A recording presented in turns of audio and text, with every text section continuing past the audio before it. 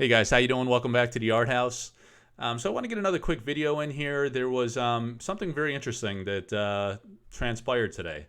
So what you're looking at on the screen is an eBay sale that just went down. I'm going to cover a few things in this video. We're going to talk about the news, the sale that happened, look a little behind the covers on kind of like how this sold for such a tremendous amount. And then we're going to look at the Alpha Preconstructed Deck product that I've showcased in a few other videos to really look at the contents, the value proposition of the product, and see what we think might be fair valuation or some of the valuation drivers, right? So there was this auction here, 7-day auction, right, for an Alpha Preconstructed Deck set. It says it's a pre-order. So, it's fully disclosed. This is not a product that the person had in hand.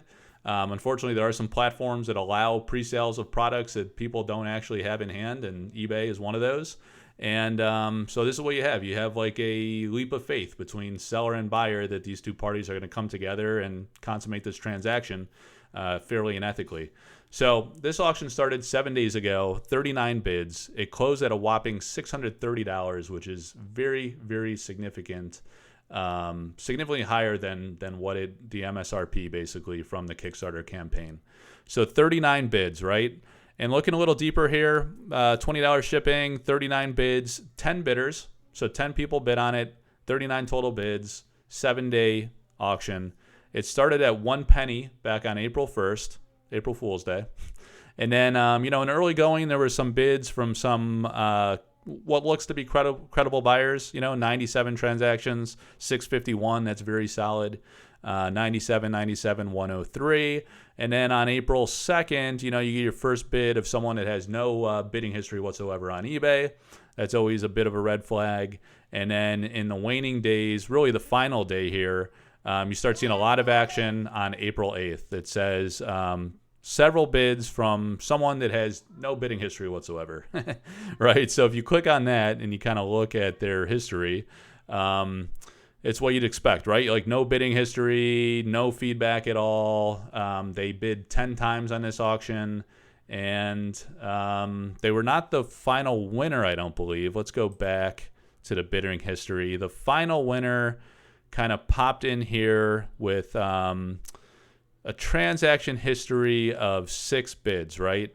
So, they popped in at 550 and they won it at 630. There was a few bids in between, 397. Now, I was just looking back to see if those were some bidders. So there's some new bidders that came in and kind of drove this price up over the top to close it at 630.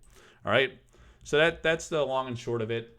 I want to go to the overhead cam, and I want to look at these are the contents of the Alpha Preconstructed decks, right? So I received one of these. Very nicely from the company to showcase on my channel here. And this is a pre-constructed box kit. So this is basically what was being offered, except the seller doesn't have it in hand. Theirs is going to come with Kickstarter. And we're going to look at some of the contents of what this includes, right? So you get a instruction booklet. This pre-constructed deck is like a learn to play deck. It's an introductory to the game. It's supposed to be a nice balanced pre-constructed deck or set of 4 decks that allows you to play with a partner and really learn the ropes of the game. So you get that, you get the basic stuff you need. You get these nice little token cards, a little pack of those, right? And then you get a few of the Rubble tokens. Those are in there. You're also going to get a sealed booster pack that was not in this because the company did not want content creators to leak or reveal any cards that have not been announced yet for the game. So very wisely left that out. And then you have your 4 decks, right? Fire, water, and then we have earth and air. All right, so there's your 4 decks. And then what I've done is decomposed each of those decks: fire, water, earth, air, and the key value drivers in each of those decks, right? So let's start with, and I'm going to zoom in here, and then I'll start plucking these off so we can see them a little better. But I kind of wanted to decompose and show you guys what are the key elements of these decks, right? So first you need to start with the 4 elemental avatars. And as a point of clarification, these elemental avatars, these 4, these are only in non-foil. These will only be in the pre-constructed decks. They will be in the booster packs, but those will be and I'm going to move this over so I can look at the camera a little better. So these 4 will be in the pre-constructed decks, as you see, as shown, non-foil. In the booster packs, you will also be able to pull these only in foil. So you cannot get these in non-foil, only in foil. And then also in the pre-constructed deck, let me see which one shows up best. This is pretty decent. So if I show that close to the camera, you see there's a little tick coming out of the art side, and it's a little difficult to see, but out of the artist name, you see these little lines coming out, and that's how you know they're from the pre-constructed deck, and also because they're non-foil. You know, it's easy with these because they're not going to exist in the in non-foil in the boosters, right? Only foil in the boosters. All right, and then it was recently announced that these will also not be included at all in beta. So these 4 elemental avatars with these artwork and with these functional abilities will be changed for beta, right? So there's some exclusivity to these precons, right? And that might be a value driver. All right, so let's go with the first deck. The way I had these situated was fire, and then we had water. Yep, and then we had earth and air, okay? So in the fire deck, let's take a look. We have 1, 2, 3 unique cards. You get the Doomsday Prophet, Vesuvius, awesome land card, Jussie Pilkus, and River of Flame by the great Ian Miller. All right, so 3 uniques. There's good value. That's no question. You know, there's uniques and there's elites, right? And that's what I pulled out here. So then for the elites, 1, 2, 3, 4, 5, 6 elite cards. Again, great cards, great artwork. Standing Stone by Kyle Calazans. Drums of Doom, Alan Pollock. Infernal Legion, Melissa Benson. Bull Demons of Adam, Gadu Duaso. Minor Explosion, Tony Sudlow. And Ancient Dragon, one of the epic cards of Sorcery from Lindsay Crumet, right? All right, so that's pretty nice. And then the one interesting thing about the fire deck that we've discovered is that these 3 basic land cards, Shifting Sands by Vasily Ermolayev, had a print file error, right? So that people find that interesting. It's going to be hard to see on camera here, but right here they had the copyright symbol next to the artist's name, and that was later replaced by the alpha symbol, and that was the intention of what should have been included and printed on these cards. So that's a bit anomalous. I mean, it's going to be the same in every pre-constructed deck. These pre-constructed decks are not like the early Magic starter decks that had variability and different rares that you could pull. They're the same set list in every deck, and all of them will have this print file error, and it's corrected in the booster boxes. So that makes them differentiated in 2 ways in the Precon decks versus the booster packs. For one, you get those lines next to the artist's name that distinguishes all Precons from booster pack cards, and then you have the copyright symbol mistake or print file error that is going to be on all of these in the Precons, right? So that is your fire deck. Next, going to water. Let's see how many uniques and elites. We got 1, 2, 3 uniques again. You get Tadpole by Mikhail Nagypal, Dan Seagraves, Epic Maelstrom, and The Beautiful Mother Nature by Severin Pignot, right? So 3 uniques. And then let's take a look at the elites. 1, 2, 3, 4, 5 elites, right? So again, pretty healthy number of elites. You get the Drew Tucker's Island Leviathan, Wrath of the Sea by Matthias Frisk, Brian Smith, Mega Amoeba, The Awesome Diluvian Kraken by Dan Seagrave, and The Great Unland Angler by Drew Tucker. Right? So that's a nice set. Again, nice value in that deck. Moving on to Earth.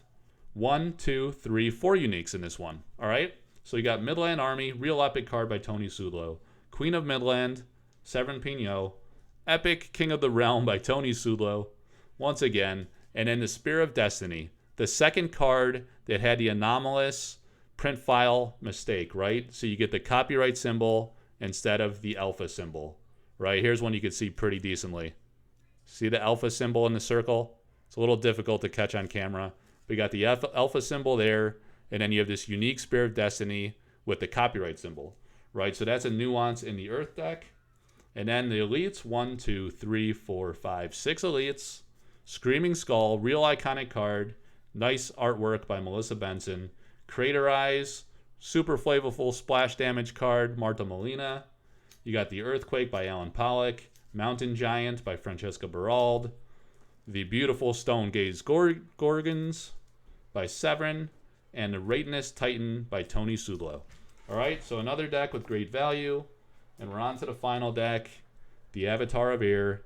Only 2 uniques in this one, but pretty big time cards. Elvira Pelikowska's Cloud City. And then the super iconic Doomsday Device with the monster 20 splash damage and the epic explosion all over the realm. Right, so that's pretty hot, pretty awesome and flavorful. And then you get 1, 2, 3, 4, 5, 6 elites once again. Devil's Egg by Brian Smith, great one. Bottomless Pit, the great Dan Seagrave. Nightmare, Drew Tucker, awesome card. Observatory, one of my favorites by Margaret Organ Keene. And Grandmaster Wizard, Asi Aikala, and the incredible Nimbus Jin by Dan Seagrave. Right? So again, plenty of value in the precons. There's no doubt about that. There's a lot of value, a lot of uniques, a lot of elites, a lot of meta-relevant cards. You just get automatically in the precons. But there's no variability in these precons. There's a couple print file errors. And really, probably the most significant thing is this very interesting dynamic with our beautiful ladies, the avatars of the realm, being retired already before they're even released. Interestingly enough, the 4 beautiful ladies being retired in alpha and replaced with these hooded avatars in the next set beta. All right, so maybe that's the value driver. It's really hard to say. We had this one big auction. It's very interesting, big time interesting result, but it's one data point, right? The thing with the sample cards, we had some sample cards that really sold for quite a lot of value in the auction system that I run through Collector Arthouse platforms, the Sorcery Contested Realm community group, and the Collector Arthouse Discord. But there were many, many sales. You know, like early on, you could have said like, yeah, these are just a couple whales splashing around in the ocean, big time, like serious collectors just trying to load up. And, you know, a few people bidding early on, but then like over time, I sold dozens and dozens of sample cards. So that really added a lot of credence and credibility to, it created a valuation basis for the sample cards. And there were more and more buyers. It wasn't the same buyers all the time. It kind of, this transpired for many months, like for the past 6 to 9 months, right? Many, many auctions. So a lot of data points, a lot of different bidders, a lot of bidding history, credible buyers. Every transaction went through. These were tangible products I had in hand. I delivered them to the buyers. They paid immediately. Everything was on the up and up, right? Here we have an eBay sale on a product that doesn't exist yet. You have some questionable bidders with no transaction or bid history, and it's just a bit of a head scratcher. You know, I think we won't know the true valuation of this product until we have more data points. We're going to get about 7,000 of these in the Kickstarter fulfillment.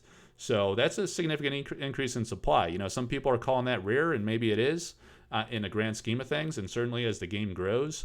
And you got to wonder, like, how many people, there were 6,000 some backers, right? So, you know, on average, if each person got one, or some didn't get any, but a few got like a dozen or so or something like that, you know, they're pretty widespread. Yeah, so it's a fairly scarce product, but again, it's a pre-constructed deck.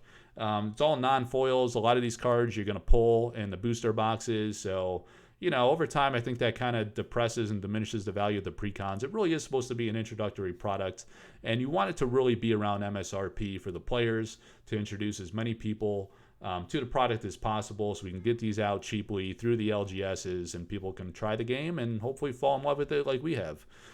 So again, just one data point. We'll see what happens after release. 7,000 boxes. Certainly, some people have extras, and you gotta wonder, like, what market constituent's going to pay hundreds and hundreds of dollars for this product, right? Most people might want one as a collector item to put on their shelf or in their collection. A player is certainly going to want a set, and you know, others might want a few. But 630, I don't know, man. We'll see after release what happens, but that's kind of like the gist of it, and the components, and hopefully that helps provide you with you know, your own informed decision on how you want to proceed with these. All right, thanks everybody. Please like, subscribe, share the channel, join the network, go to the link tree and join the different platforms. And if you want to talk about this, join the Collector Arthouse Discord. We had a good conversation about it today, and it's really interesting. It's really interesting to see what comes next. Take care.